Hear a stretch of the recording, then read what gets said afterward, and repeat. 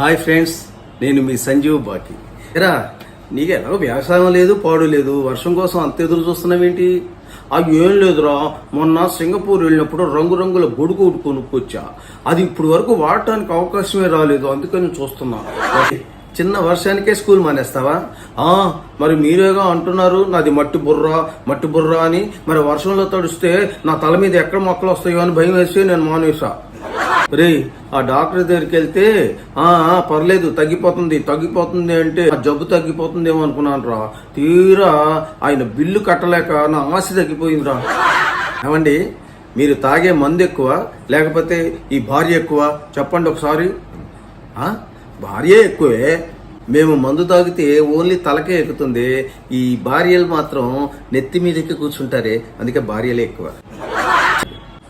ఎరా, ఆ అమ్మాయి దగ్గర కూరగాయలన్నీ తాజాగా నవనవలాడుతూ ఉంటాయి. అక్కడికి వెళ్లకుండా ఇదిగో ఏరు పారేసిన కూరగాయలు ఉన్న ఈ అమ్మాయి దగ్గర కొంటావేంట్రా అంటే, ఆ అమ్మాయి దగ్గరికి వెళ్ళాను అనుకోరా, రండి తాతగారు అని పిలుస్తుందిరా. అదే ఈ అమ్మాయి అనుకోరా, రండి మావయ్య గారు రండి రండి అంటది. అందుకే ఈ అమ్మాయి దగ్గరికి వెళ్తారు. నేను ఏమండి, ఈ పెళ్లిలో అరుంధతి నక్షత్రాన్ని చూపించి కనపడకపోయినా కనపడినట్టుగా భ్రమ చెందమని ఎందుకు చెప్తారు గురూజీ?